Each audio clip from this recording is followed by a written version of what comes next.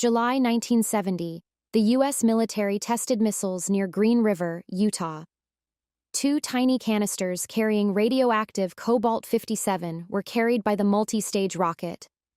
It was fired at New Mexico's White Sands Missile Range. The rocket crashed into Mexico's Mapimi Preserve due to a malfunction. The U.S. authorities investigated for weeks to identify the rocket, create a road, and remove the debris. So goes the tale.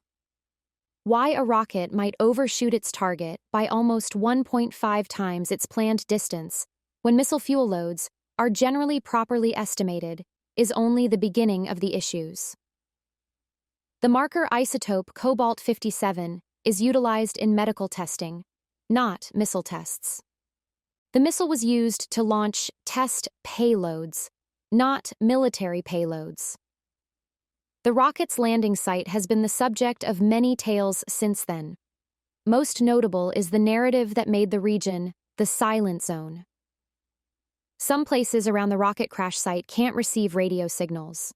Most locations without radio transmissions are caused by height, rugged terrain, and a lack of transmitters.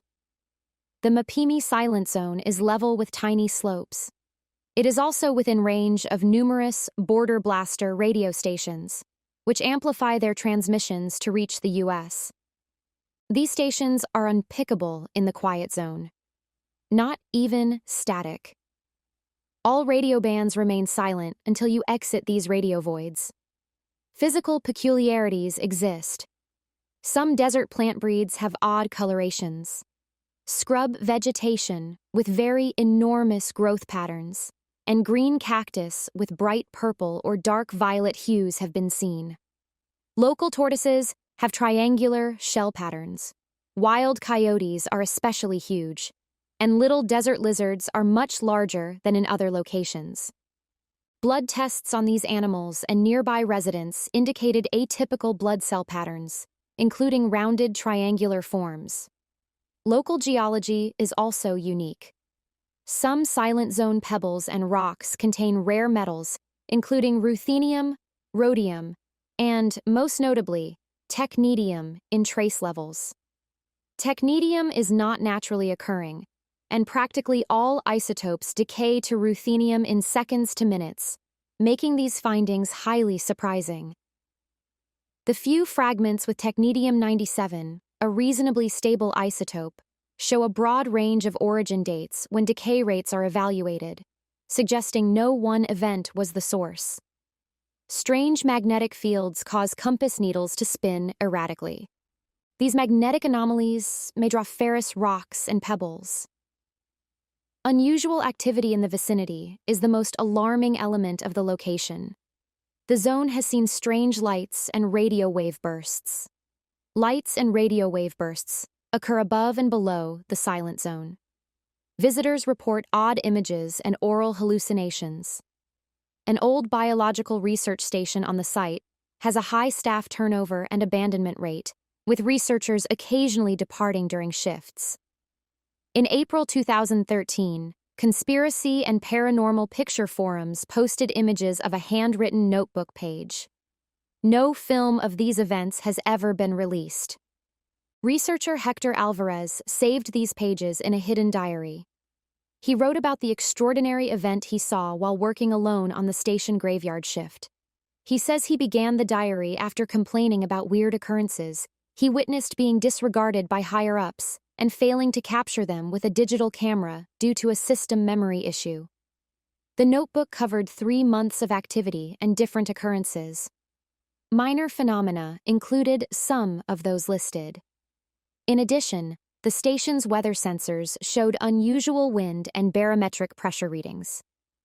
Despite normal weather, this suggested harsh circumstances. Random paint discolorations occurred inside and outside the building.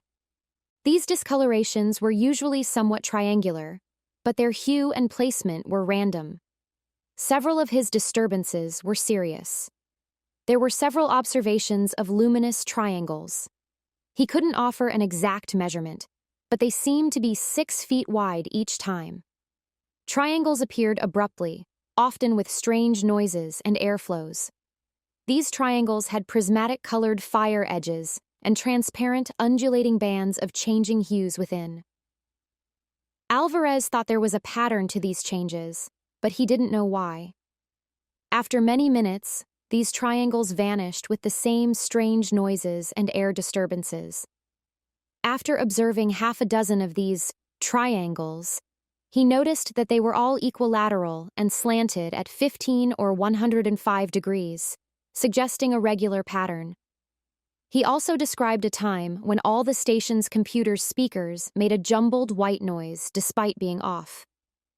The transmission continued after the computer speakers were disconnected. The following day, some of these machines wouldn't come on, and the technician said the motherboards and hard drives looked like they had melted under intense heat. The diary unexpectedly stops after 3 months. The Mapimi Preserve officials only said Mr. Alvarez departed his station the night of March 15, 2013, and did not return the next night. After referring the case to local police, no leads were found. Their inquiry revealed 2 intriguing things. Mr. Alvarez's automobile was at the research station the morning after he vanished. Second, a big triangular wall discoloration detected the following morning emitted trace radiation. Walls contain technetium isotopes, according to lab analysis. The levels of isotopes present suggest they originated the night Mr. Alvarez vanished.